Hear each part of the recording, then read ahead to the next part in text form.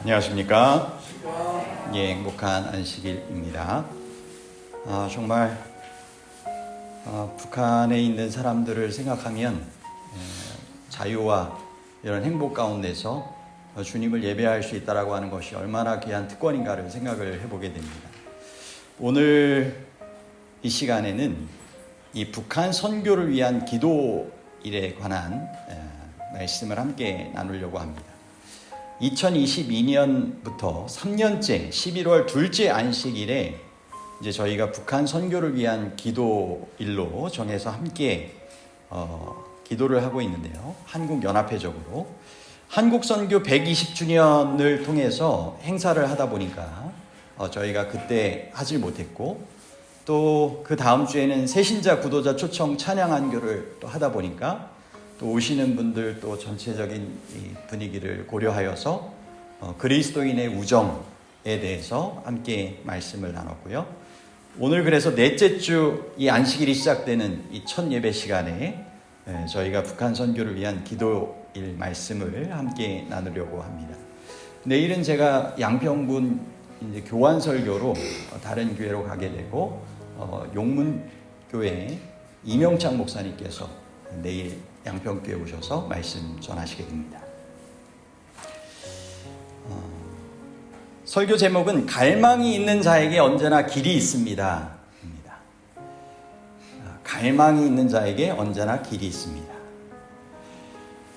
여러분, 독일의 독일의 통일의 과정을 살펴보면 이 1982년도 9월부터 크리스티안 피러 목사님의 인도로 성 니콜리아 교회에서 평화기도회가 시작이 되었고, 1989년 11월에 베를린의 장벽이 무너지게 되는, 그래서 이와 같은 기도운동이 일어난 지 한 7년 만에 이와 같은 통독의 귀한 역사가 기도의 응답 가운데서 또 이루어진 것을 보게 됩니다. 저희는 2022년 11월부터 이제 북한 선교 기도일로 시작을 했습니다. 저희가 함께 기도하는 기도의 응답은 언제 이루어지면 좋을까요?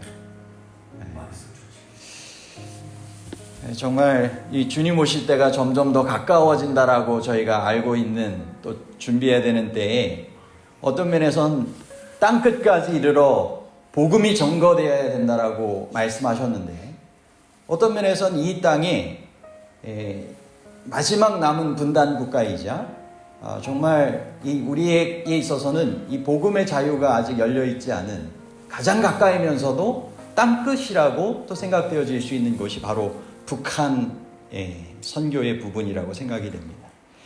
저희의 이와 같은 간절한 또 기도와 주님께 향한 귀한 마음이 연락되어서 귀한 북한 선교의 문이 정말 열리고 주님의 재림이 정말 앞당겨지게 되기를 간절히 소망합니다. 이 북한의 종교와 관련된 용어 퀴즈를 한번 먼저 살펴보면 좋을 것 같아요. 잘 익혀둔다면 나중에 복음을 전할 수 있는 기회가 조만간 생겨날 때 좀 더 이해하고 이렇게 할 수 있을 것 같아요. 북한에서는 하나님을 지칭할 때 무엇이라고 부를까요?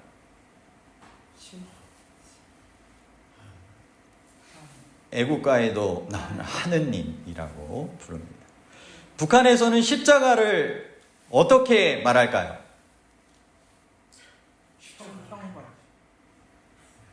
나무 형틀이라고 이야기한다고. 북한에서는 목사를 어떻게 부를까요?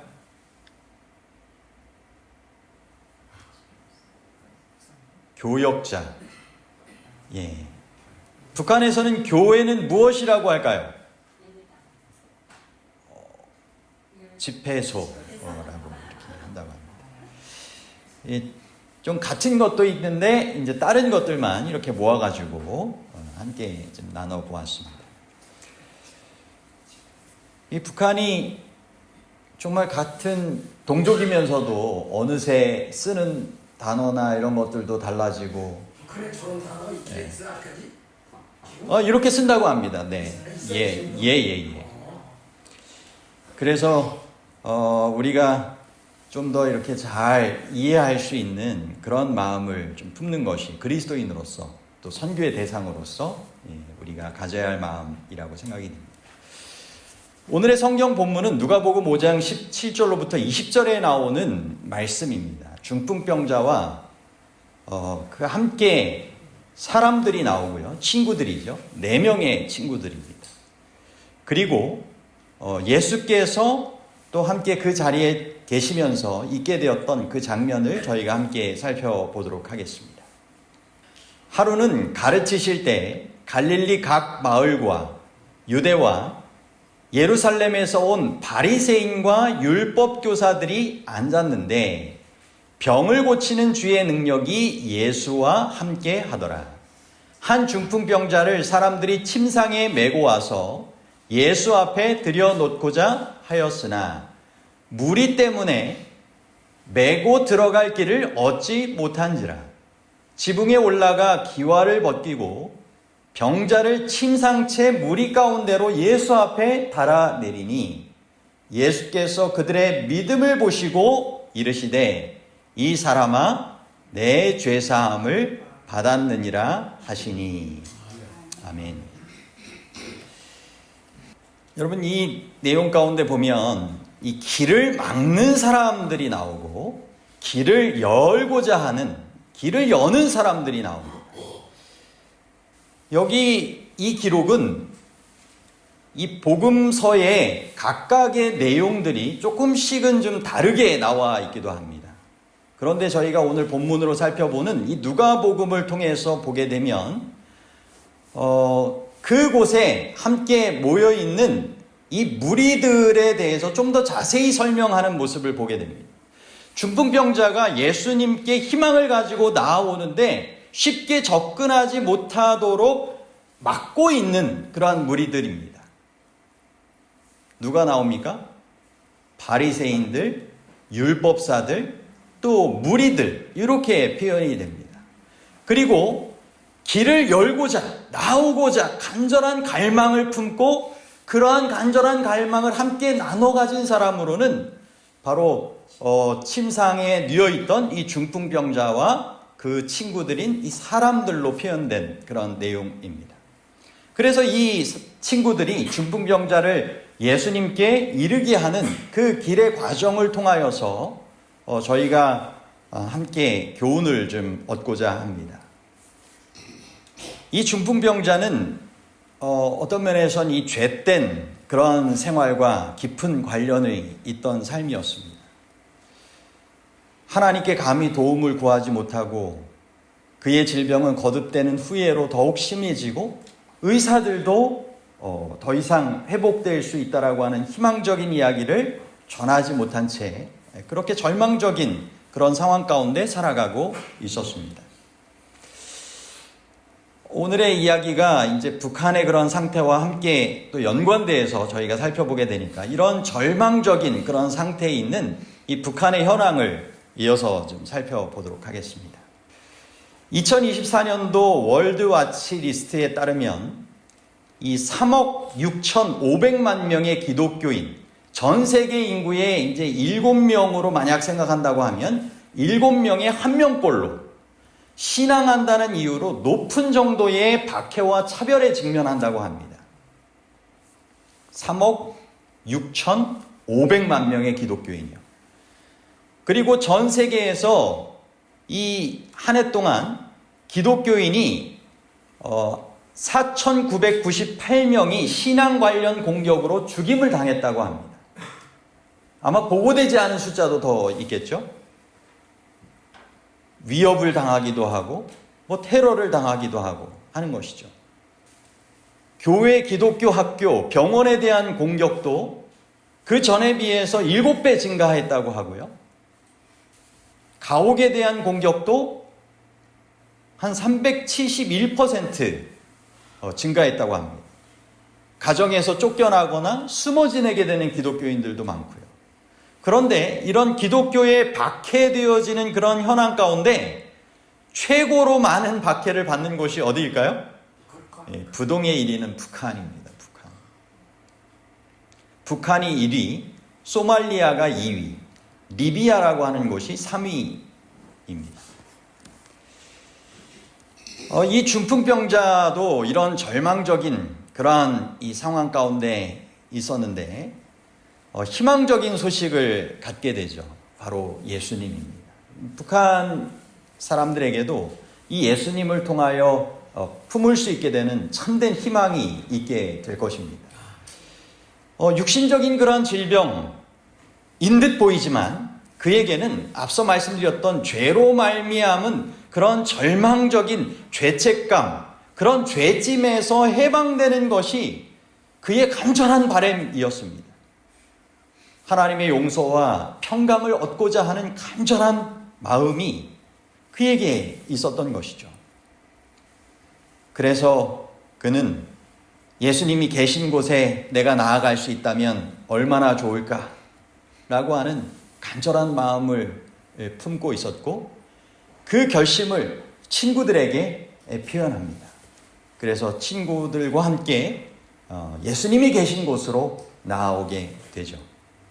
그런데 예수님께서 이제 계신 곳으로 나아왔을 때 앞서 말씀드렸던 것처럼 길을 막고 있는 그러한 무수한 사람들이 있었습니다. 의도적으로 막은 사람도 있고 무의식적으로 막은 사람들도 있습니다. 시대의 소망 267쪽에서는 이렇게 기록을 하고 있어요. 관습에 따라 그리스도의 제자들은 그 주위에 가까이 있었고 갈릴리 각 촌과 유대와 사마리아에서 나온 바리새인과 교법사들이 앉았다. 이들은 예수를 고소할 구실을 찾기 위해 정탐꾼으로 온 자들이었다.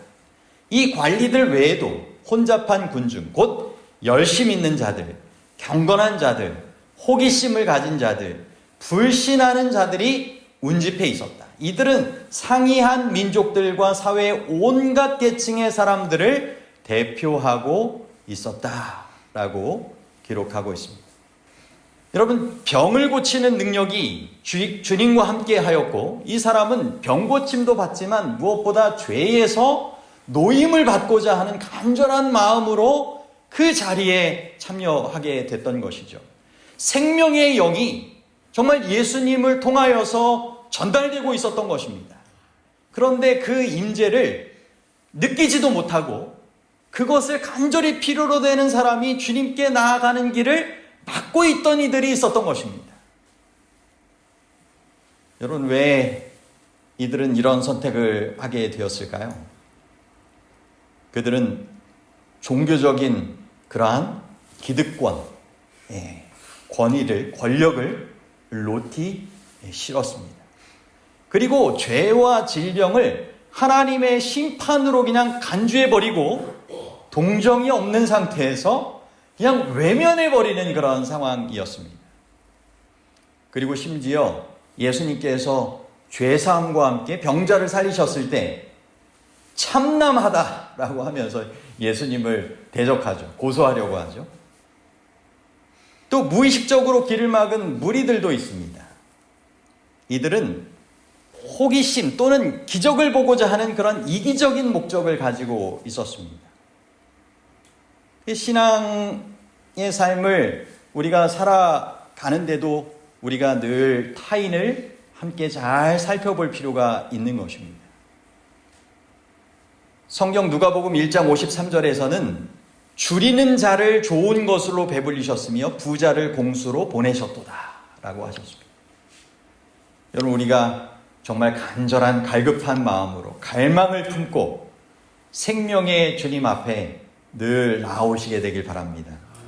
그럴 때 좋은 것으로 배불리시고 그것이 단지 나의 그러한 체험뿐만이 아니라 간절한 마음으로 체험받아야 될 이들을 돌아보고 그들을 위하여 축복의 통로로 쓰임받고자 하는 마음으로 체험받고자 나올 때 주님께서는 더욱 풍성한 축복을 베풀어 주실 것입니다. 마치 그 성령을 간절히 구하라고 할 때 그 친구가 밤에 온 친구에게 떡을 나눠주려고 하는데 나눠줄 떡이 없었잖아요. 그죠? 그래가지고 간절히 가가지고 막 구하지 않습니까? 그것을 통하여서 우리 자신에게는 이런 생명의 그러한 영이 스스로에게서는 나올 수 없다라고 하는 것을 말씀해 주고 계시는 것입니다.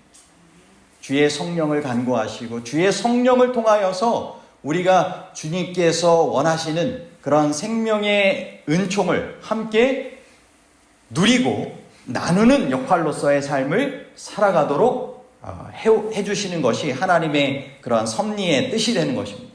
그것이 오늘 우리에게 청지기로서의 사명을 맡기시는 이유라고도 볼 수 있겠습니다. 우리에게 생명을 주시고 우리에게 재물을 주시고 우리에게 복음의 은혜를 맡기신 것은 그것을 우리로 누리고 나눔으로 더 풍성해지는 삶을 살라고 하시는 뜻이 되는 것이죠. 아멘. 그런데 그런 갈망이 주님께로부터 치움받을 수 있는 그러한 부분이 있는데 자신은 부족한 줄도 모르고 간절한 갈망을 품지 않은 채 살아가는 부자처럼 그렇게 살아가지만 여전히 하나님께 대하여 부요하지 못하고 어리석게 살아가는 그러한 사람들은 공수로 돌아갈 수밖에 없는 거죠. 주님이 가장 가까이 있을 때라 할지라도 간절한 마음으로 그분께서 주실 수 있는 그것을 찾고 구하는, 그래서 받는 그러한 삶을 우리가 살아가야 되는 것이죠. 통일에 대한 이 관심의 그러한 정도를 2030 세대에서 어떻게 생각하는지 함께 이어서 살펴보겠습니다. 이 서울대 사회발전연구소에서 2023년 2월 달에 발표를 했습니다. 통일로 가는 이 과정 자체가 정말 어떤 면에선 선교의 문이 함께 열리는 과정일 수 있는데 이 통일에 대한 관심이 2030 세대에서 많을까요? 적을까요? 63%가 통일에 대해 관심이 없다고 이야기를 합니다. 56%는 통일의 필요성을 못 느낀다. 그리고 반드시 통일이 돼야 된다라고 하는 퍼센테이지는 8%에 불과합니다. 그러면 왜 통일이 돼야 되느냐? 적은 퍼센테이지이긴 하지만 왜 그렇게 통일이 됐으면 좋겠느냐? 그랬더니 이제 전쟁의 위협을 없애기 위해서가 첫 번째로 가장 많은 33%를 차지했고, 나만의 경제적 이익을 가져올 것이기 때문에, 같은 민족이기 때문에 이와 같은 순위가 다음 순위로 이어지고 있었습니다. 우리에게는 또 다른 중요한 이유가 있죠. 북한의 선교의 그러한 일들이 이루어지기를 간절히 바라는 마음이 있기 때문이죠. 그러면 신앙인들, 교회 통일 및 북한에 대한 관심도는 어떨까요? 목회 데이터에서 발표한 2023년 9월 19일자 자료에 따르면 출석하는 교회에서의 통일 및 북한 사역에 대한 관심도가 있는 교회는 57%라고 이야기를 했고, 그 중에 매우 관심이 있다 퍼센테이지는 약 10%라고 합니다. 여러분, 어떻게 양평교회는 어떤 것 같습니까? 북한 선교에 대한 좀 관심이 몇 퍼센트이신 것 같아요. 오늘 좀 퍼센테이지를 많이 올리셔야 될 것 같지 않습니까? 그죠? 이와 같은 시간을 갖는 게 어떤 예전에 그 사랑의 온도 이렇게 좀 올라가는 게 있잖아요. 겨울이 되면 구제 사업을 위해서. 그런 것처럼 이 북한 선교 안식일을 통해서, 기도일을 통해서 어떤 우리가 북한에 대한 선교 관심과 또 기도하는 것을 좀 잊고 지내고 있었다면 다시 한번 이 관심을 갖고 우리로 하나님께서 이 마지막 시대에 쓰임 받도록 이곳에 태어나게 하시고 또 살게 하시는 분명한 또 뜻이 있을 수 있으니까 함께 그런 의미를 살펴보면 좋을 것 같습니다. 여러분, 재림교회의 북한 선교를 위한 계획과 활동들이 이와 같이 이루어지고 있는 것 우리가 한번 정리해 보면 좋을 것 같아요. 제가 자료 조사를 해봤습니다. 북아태지회에서는 북한 선교부가 새롭게 조직이 되었어요. 이제 중국이 이제 저희 지회에서 떨어져 나가게 되었고, 이제 새롭게 포함된 여러 이제 좀 약한 그런 나라들이 있습니다. 뭐 네팔, 방글라데시, 뭐 이와 같은 나라들 몇 나라들이 더 추가가 됐고요. 특별히 우리에게는 이 가장 가까이의 북한이 우리 지회에 있어서 선교해야 할 아주 중요한 대상이라고 생각이 되면서 이제 북한 선교부를 새롭게 신설을 했습니다. 이번 회기부터요. 그래서 이 천국 복음이 모든 민족에게 증언되기 위하여 온 세상에 전파되리니 그제야 끝이 오리라 말씀하신 대로 어떤 면에선 재림 전에 지구상의 마지막 선교지가 될 수 있는 북한에 이 복음의 문이 열리고 북한의 복음의 그러한 선교의 일들을 이루기 위한 그러한 계획을 가지고 기도하면서 백성들을 준비시키는 가운데 있는 것입니다. 특별히 북한 선교의 패러다임을 이렇게 바꿔야 된다라고 그 부장 목사님께서는 전달해주고 계신데, 하나님께서 문을 열어주시면 가겠습니다가 아니라 내가 준비되면 하나님께서 북한의 문을 여실 것이다. 그래서 준비된 가운데 문을 열어주시도록 그렇게 기도하고 그렇게 살아가는 것이 필요하다라고 하는 것이죠. 그래서 이게 세 가지의 3M, 세 가지의 3M에 대한 계획을 함께 나누고 있는데, 첫 번째 마스터 플랜입니다. 구체적인 북한 선교의 마스터 플랜을 수립한다라고 하는 것입니다.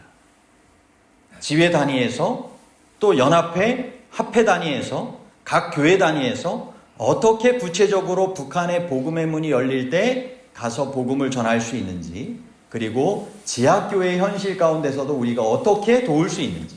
두 번째는 선교사입니다. 목회자와 평신도를 포함한 1000명 이상의 선교사를 양성해야 되겠다라고 하는 계획을 가지고 활동하고 있는 것입니다. 세 번째는 자원입니다. 북한 선교를 위하여 100억 원 이상의 자금이 마련될 수 있도록 기도하면서 준비한다는 것입니다. 이에 발맞춰서 저희가 속한 한국연합회에서도 북한 선교부로 이름을 바꿨어요. 기존에는 국외 선교부였는데 그것이 북한 선교부로 이름을 바꿨습니다. 지혜와 발맞추기 위해서. 그리고 이와 같은 사역을 구체화하면서 4가지 중점 사업을 하고 있는데요. 첫 번째는 기도 운동입니다. 여러분들도 이런 우리가 한국연합회에 속해 있으니까 이와 같은 4대 중점 사업에 함께 참여하실 수 있는 분들은 기억하셔서 참여하셔도 좋을 것 같습니다. 첫 번째, 기도 운동. 우리 모두가 다 뜻이 있으면 참여할 수 있겠죠? 매일같이 11시 45분이면 일손을 멈추고 한반도의 평화 통일과 복음 전도를 위하여 두 손을 모아 기도한다는 것입니다. 의미가 무엇일까요? 12시에 시계 바늘이 만나듯이 남북이 만날 수 있기를 바라는 마음을 기도에 담아서 11시 45분이면 그렇게 기도한다는 것입니다. 그래서 북아태지회는 물론 대총회를 비롯한 이 기도의 방법을 소개받은 세계 수많은 지도자가 동참하고 있는 기도운동입니다. 두 번째는 11월 둘째 안식일을 북한 선교 기도일로 정하고 전국의 모든 교회가 북한 선교를 위한 실정을 함께 나누고 위하여 기도하게 하고 있습니다. 저희도 그와 같은 운동에 3년째 이루어지고 있는 가운데 2024년도에 참여하고 있는 것입니다.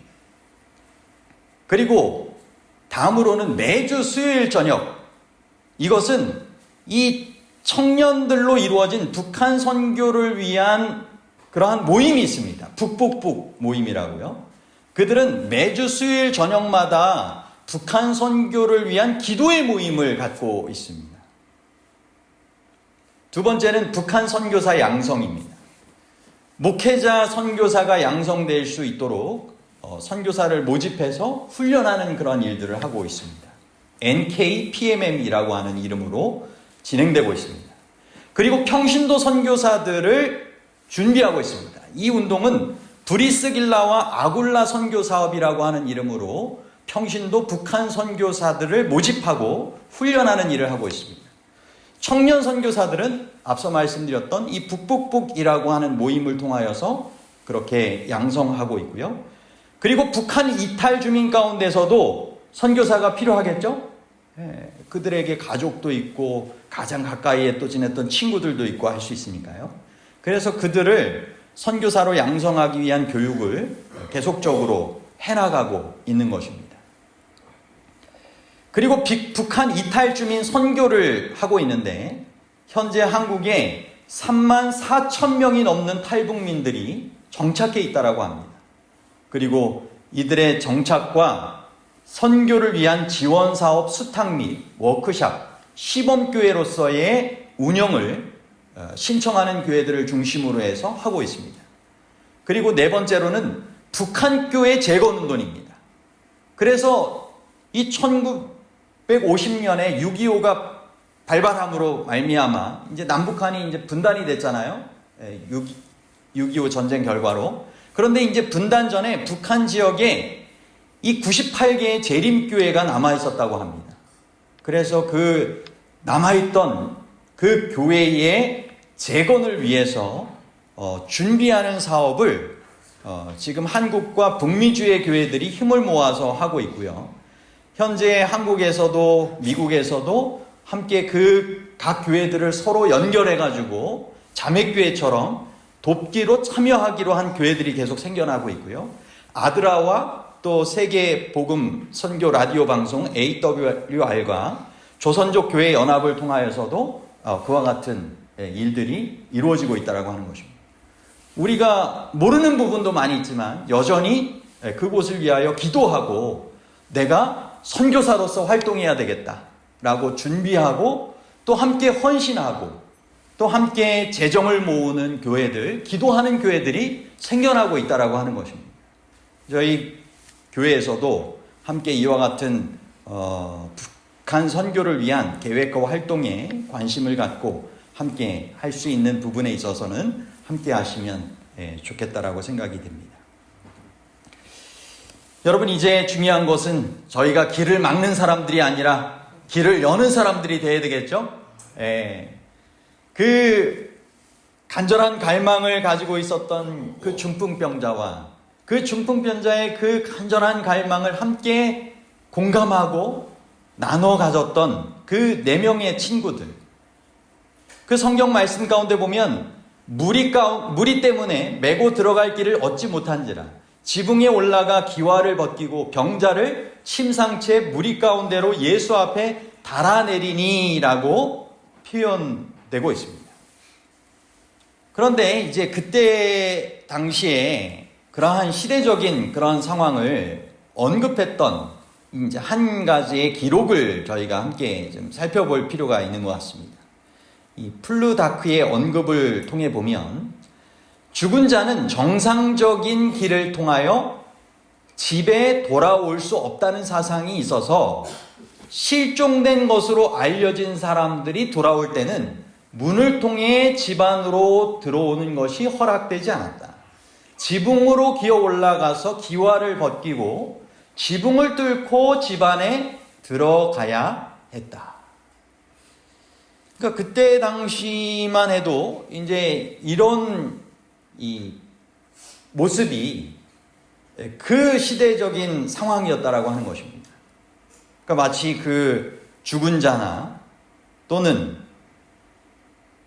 이런 질병이나 이런 것들로 인하여서 집에 돌아오지 못했던 그러한 이들이 집으로 돌아올 때는 집 문으로 정상적으로 들어오는 것이 아니라 지붕을 기어 올라가서 기와를 벗기고 이제 내려오게 되어지는 그런 부분이 있었다는 것입니다. 그러니까 상당히 좋지 않은 인식이 그 당시에 지붕을 뚫고 올라가서 뭐 이렇게 해야 되는 거에 있었다라고 하는 것이죠. 그런데 환자와 그 친구들이 이와 같은 시대적인 분위기에도 불구하고 아랑곳하지 않고, 그죠? 간절한 갈망이 있었기 때문에 그와 같은 일을 했던 것입니다. 여러분, 오늘 우리에게도 간절한 갈망이 있을 때 정말 간절한 갈망으로 나아오면 열어지는 길이 있게 되는 것입니다. 주님을 향한 간절한 그런 마음으로 돕고자 한다면 도울 수 있는 그런 방법들이 생겨날 수 있는 것입니다. 오늘 우리의 믿음이 이와 같은 행동하는 믿음으로, 특별히 이 4명의 친구들이 함께 협력했다라고 하는 것은 어떤 면에서는 간절한 그런 마음을 함께 나눠 가진 믿음의 공동체의 역할을 아주 중요하게 우리에게 알려주고 있는 부분이기도 합니다. 여러분, 우리의 교회의 소그룹을 통하여서 이와 같은 4명의 친구들이 정말 확보될 수 있으면 좋겠죠? 아멘. 누군가 예수님께 나오고자 하는 길을 찾고자 할 때 그 길을 열어주고 함께 돕고자 하는 그러한 사람들이 정말 소그룹별로 이와 같이 있게 된다면 얼마나 주님께 나오는 길이 열리고 또 하나님께서 베풀어 주시는 생명의 귀한 축복을 함께 나눠받을 수 있겠습니까? 아멘. 정말 예수님을 만나기까지 서로를 위한 그러한 관심과 수고를 그치지 않는 그러한 성도들로 함께 더불어 살아가게 되기를 바라고, 정말 북한 선교를 위해서도 이와 같은 이 사랑과 수고의 그러한 삶을 우리가 함께 더불어 살아갈 때 주님께서 길을 열어주시고 생명의 은혜를 베풀어 주시는 축복을 우리가 함께 또한 경험할 수 있으리라고 생각이 됩니다. 아멘. 그 친구들을 통하여서 어떤 결과가 나타났을까요? 정말 이와 같은 행복한 결과들이 일어나게 되죠. 시대의 소망 271쪽입니다.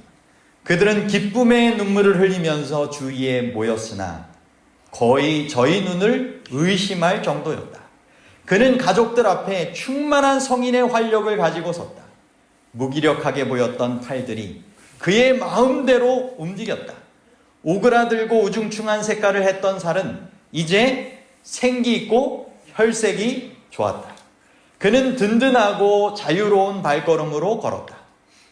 이 사람과 그의 얼굴 표정 하나하나에 기쁨과 소망이 새겨져 있었다. 이 사람과 그의 가족은 그들의 생애를 예수께 바칠 준비가 되어 있었다. 어떠한 의심도 그들의 신앙을 흐리게 하지 않았으며 어떠한 불신도 어두웠던 그들의 가정에 빛을 비추신 예수께 대한 충성을 파괴하지 못했다. 아멘. 결국은 이와 같은 귀한 기쁨과 놀라운 변화의 일들이 일어났다라고 하는 것이죠. 죄사함과 병고침의 역사들이 일어났고 가족 전도까지도 이루어지는 그러한 놀라운 변화가 일어났던 것입니다. 아멘. 여러분, 오늘 우리를 통하여서도 그와 같은 정말 복음의 수고를 통한 아름다운 열매들이 한 영혼이 구원받고 그를 통하여 그의 가족들도 함께 주님 앞에 나와 은혜 받고 함께 구원받게 되는 그러한 일들이 생겨나면 얼마나 좋겠습니까? 아멘. 여러분, 저희 교회에서도 그런 간절한 소원을 품고 있는 우리 이성구 성도 가정이 있죠? 위에서 함께 관심을 갖고 4명의 친구처럼 그렇게 함께 길을 열어주시는데 도움을 주셨으면 정말 좋을 것 같습니다. 아멘. 탈북 주민들도 보면 가족 사랑이 정말 대단합니다. 그죠? 어떤 면에서 한국에 어떻게 브로커에 대해서 잘못 넘어온 사람들은 다시 북한의 실정이 어떤지 알고 남한의 실정이 어떤지 알면서도 불구하고 북한에 자기를 돌려보내달라고 하는 사람도 있습니다. 가족 때문에. 근데 여러분, 저는 이 새롭게 하소서라고 하는 이 한 분의 간증을 제가 프로그램을 통하여 보면서 진짜 갈망이 있는 자에게 언제나 길이 있고 고난 가운데서도 하나님께서 승리로 인도하여 주시는 놀라운 역사들이 오늘날에도 정말 이 북한 주민들의 가운데서도 이루어지고 있구나라고 하는 것을 분명하게 느끼게 되었습니다. 제가 그분의 간증을 좀 요약해가지고 설명을 좀 드리려고 합니다. 이 김보민 집사님이라고 하는 분인데요. 이분은 북한의 한 가난한 가정에서 태어났습니다. 함경북도 새별군이라고 하는 데에서 태어났다고 합니다. 근데 이분이 태어나서 유년 시절에 이제 굶주림과 고난을 경험을 하게 됩니다. 1996년부터 북한에는 약 4년간 고난의 행군 시기가 있었다고 하죠. 그래서 대기근으로 말미암아 약 33만 명의 북한 주민이 아사했다고 추정되고 있습니다. 굶어 죽었다는 것입니다. 그래서 북한 체제의 균열이 그때 발생하기 시작되었다라고 하고 있는데, 이 집사님은 형제들도 많은 가정에서 중간 정도에서 태어나서 13살 때부터 생계를 책임지기 위해서 이 물물 교환하게 되는 그 일을 이제 하게 됩니다. 그런데 이분이 그렇게 살아가다가 도대체 삶을 살아갈 만한 여건이 개선이 안 되는 거예요. 가족의 생계를 위해서 중국 가서 한 달 일해오면 돈을 많이 벌 수 있다라고 하는 이야기를 듣고는 중국으로 넘어가게 됩니다. 그런데 중국에 넘어갔다가 그만 인신매매를 당해요. 그래서 강제로 팔려가는 비참한 경험을 하고 그곳에서 노예와 같은 삶을 살게 됩니다. 그런데 그와 같은 삶을 살아가다가 임신을 하게 되고 강제로 낙태를 당하게 됩니다. 그 시련 속에서도 다시 이제 아이를 갖게 돼요. 이 둘째 아이는 하나님 꼭 좀 지켜달라고 간절히 기도하면서 원래 북한에서 넘어온 여성은 이 아이 낳는 것이 허락되지 않는데요. 그래가지고 몰래 이제 자기 할머니가 이제 살아계셨던 이 중국의 한 그쪽 동네로 가가지고 고향 동네로 가가지고 아이를 낳고 왔는데 딸을 낳았다고 하니까 또 그 집에서 거들떠도 보지 않는 것입니다. 그래가지고는 자기가 부랴부랴 그냥 이름을 져주고 그렇게 딸과 함께 지냈습니다. 그런데 그렇게 지내다가 그만 자기가 자궁암에 걸리게 돼요. 그리고 그 북한 저쪽 그쪽에 이제 관광차 이렇게 오게 된 사람들에게 자기가 안내하는 역할을 맡고 있었는데 대번에 북한 주민인지 알고는 자기한테 한국에 가면 암 수술을 잘 받고 회복될 수 있다라고 하는 그런 이야기를 전해 듣습니다. 그래서 이분이 딸을 보육원에 맡기고 자기가 몸이 시름시름 이제 안 좋게 되니까 한국에 넘어가기 위해서 이제 몽골 국경 지역으로 넘어가다가 그만 공안에게 발각이 돼요. 그래서 다시 붙잡혀서 북한에 가게 됩니다. 그리고 북한에 가가지고 그 처참한 고문과 막 그런 생활을 하다가 그만 그곳에서도 간부로 인해서 임신을 하게 돼요. 그리고는 낙태를 또 당하게 됩니다. 그리고 3년형을 받고는 그 가운데서 정말 힘들게 그렇게 살아나는데 이분은 그 가운데서도 하나님의 그러한 이 도우심을 구하게 되고 이제 딸을 출산하게 된 그 이후로부터 중국에서 신앙을 처음 소개받아가지고 이제 신앙생활을 하게 되었습니다. 그래서 그곳의 감옥에서 북한에서 지내는 동안에 하나님의 그러한 은혜 가운데서 살아가게 되고 그 결과 3년 감옥 생활을 하는 동안에 8명에게 복음을 전하고요. 정말 그곳에 정말 시체들이 제대로 잘 되어지지도 않고 정말 구더기 소굴도 되어질 수 있는 그곳에서 자기가 자궁암도 낳고 몸도 좋아진 상태에서 나오게 돼요. 이게 하나님의 은혜다라고 하는 것입니다. 그리고는 이제 중국에서 보육원에 맡겨놓았던 딸을 찾기 위해서 다시 중국으로 넘어가게 돼요. 그래서 한 7살이 된 그 딸을 다시 한번 재회를 하게 됩니다. 그리고 그 딸과 함께 다시 한국으로 이제 12년 전인 2012년에 넘어오게 됩니다. 그리고 현재는 양평에 거주를 하고 있대요. 여러분 이 양평이 어떤 면에서는 평양에서 양평으로 라고 하는 이러한 내용처럼 이 나름대로의 통일오라 협동조합이라고 하는 것이 양평에 있어서 탈북민들의 자립을 돕고 예배와 섬김을 통하여 그들을 치유하는 그러한 일들을 이곳에서 하고 있다라고 합니다. 그래서 이 계곡면에도 보면 통일드락인가요? 그 식당도 있고 하죠. 이것이 탈북민들을 통해서 함께 운영이 되고 그런 선교단체로서 함께 활동하고 있는 그런 부분이기도 한 것입니다. 그리고 그 딸은 현재 아시아 신학대학교 신학과에서 그렇게 신앙을 좀 함께 좀 배우고 또 전하기 위해서 살아가고 있다라고 하는 그런 소식을 들었습니다.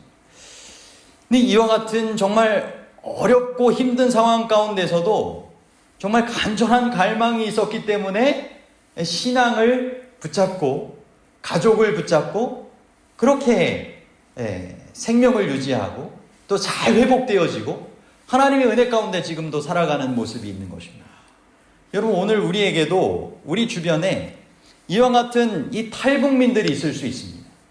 여러분, 올해 초 통일부 보도자료에 따르면 지난해 2023년 국내로 들어온 북한 이탈 주민이 200명에 육박한다라고 합니다. 여성이 약 한 84%로 많고요. 직업은 노동자, 주부, 이런 농장원들이 가장 많은데, 예전에는 출신 지역이 중국하고의 그런 접경 지역 중심이었다라고 하면 요즘은 타 지역에 비해서 생활 수준이 높은 평양 출신도 인원이 많아지고, 평양 출신의 그러한 또 특별히 외교관이나 해외 주재원, 유학생 등 엘리트 계층의 탈북민도 최대 규모로 점점 많아지고 있다고 합니다. 그만큼 북한 체제가 흔들리고 있다라고 하는 그러한 증거겠죠.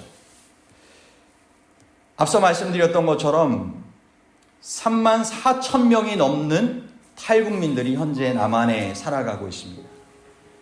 여러분, 이들을 어떤 면에서 돕는 역할이 중풍병자들의 친구들이 지붕을 뚫는 것과 같은, 예수님께 나아오는 길을 열어주었던 것과 같은 도움의 손길이 될 수 있지 않을까요? 2024년 7월 14일이 대한민국 정부가 정한 제1회 북한 이탈 주민의 날이었다라고 합니다. 그리고 그 이탈 주민을 통하여 탈북민들의 인터뷰를 해보니까 그 얘기 가운데 이런 요청을 좀 하고 있었어요. 가장 중요한 건 집에서 은둔하지 않게 밖으로, 자꾸 세상 밖으로 끄집어내는 것입니다. 꽁꽁한 아스팔트 밑을 뚫고 꽃이 나오듯 북한 이탈 주민을 경계의 눈초리보다는 이웃으로 바라보는 따뜻한 눈길이 필요하다고 이렇게 이야기합니다. 정말 목숨 걸고 몇 개국을 거쳐서 나오다 보니까 온몸이 정말 상처투성이라고 하는 것입니다. 마음도 그렇고. 그래서 이 상처 입은 이러한 영혼들을 함께 보듬어주고 잘 정착할 수 있도록, 특별히 신앙의 힘으로 이겨낼 수 있도록 도와주는 그런 역할들이 우리에게 필요하다라고 하는 것이죠. 그래서 여기 피켓 들고 있는 것도 이런 좋은 표현들이 있죠. 북한 이탈 주민의 성공적 정착을 응원합니다. 북에서 온 이웃, 우리 모두 환영해요. 먼저 온 통일, 북한 이탈 주민 화이팅. 당신의 또 다른 이름은 우리. 정말 우리가 예수님께 가는 길을 열어주는 사람들이 되면 좋겠습니다. 갈망이 있는 자에게 언제나 길은 있습니다. 우리가 하나님께 정말 그들을 인도하고 싶은 갈망을 품고 함께 나누게 되는 삶이 되길 바라고요. 길이요 진리요 생명 되신 예수님께 나아가는 길을 막고 있는 수많은 장벽들, 그것들이 걷어내어질 수 있도록 우리의 역할들을 함께 도우며 해나가면 좋겠습니다. 북한 선교를 위한 정규적인 기도, 북한을 알고자 하는 노력, 탈북민들을 향한 친절과 도움, 어떤 크기든 상관없이 모든 노력들은 그들을 예수님께로 인도해가는 좋은 과정들이 될 것입니다. 우리가 이 시간 함께 실제적으로 좀 기도하는 시간을 갖고 마무리하면 좋을 것 같습니다. 북한 선교를 위한 이 기도의 제목으로 이와 같은 기도의 제목을 함께 나누고 이 시간 기도하면 좋겠습니다. 첫 번째로는 북한 선교, 지구상의 마지막 선교지일 수 있는 북한의 복음의 문이 속히 열릴 수 있도록 기도해 주시고요. 두 번째는 북한의 이탈 주민 34,000여 명의 정착과 복음화를 위해서, 세 번째는 북한 교회의 재건, 북한에 있었던 분단 전에 있었던 98개 재림교회의 재건을 위해서, 지금도 지하교회 성도들이 있겠죠. 네 번째는 북한 선교사, 북한 선교를 위해 훈련받고 있는 여러 유형의 여러 계층의 선교사들을 위해서 함께 기도해 주시면 좋겠습니다.